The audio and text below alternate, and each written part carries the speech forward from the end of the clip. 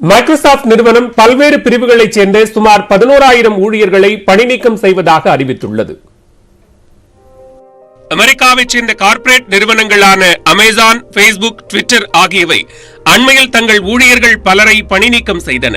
அதன் தொடர்ச்சியாக இப்போது மற்றொரு பெருநிறுவனமான மைக்ரோசாப்ட் ஆயிரக்கணக்கான ஊழியர்களை பணிநீக்கம் செய்ய திட்டமிட்டுள்ளது.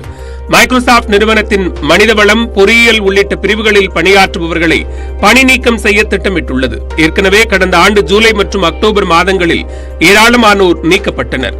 2022 ஆண்டு ஜூன் 30ஆம் தேதி நிலவரப்படி மைக்ரோசாப்ட் நிறுவனத்தில் 2.21 லட்சம் பேர் முழுநேர ஊழியர்களாக பணிபுரிந்து வந்தனர்.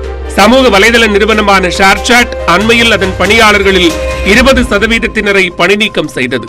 போக்குவரத்து சேவைகளை வழங்கி வரும் ஓலா 200 ஊழியர்களை வீட்டுக்கு அனுப்பியது. உலகம் முழுவதும் உள்ள தொழில்நுட்ப நிறுவனங்கள் 2023 அன்றாடம் 1600 ஊழியர்களை பணிநீக்கம் செய்வதாக தகவல் வெளியாகியுள்ளது.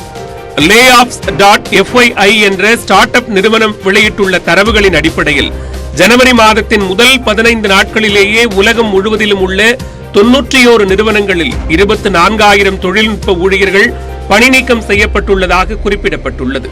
2022 ஆண்டில் ஏற்பட்ட பொருளாதார வீழ்ச்சி காரணமாக 1000 தொழில்நுட்ப நிறுவனங்களில் இருந்து சுமார் 1,50,000 ஊழியர்கள் பணிநீக்கம் செய்யப்பட்டதாக அறிக்கையில் கூறப்பட்டுள்ளது.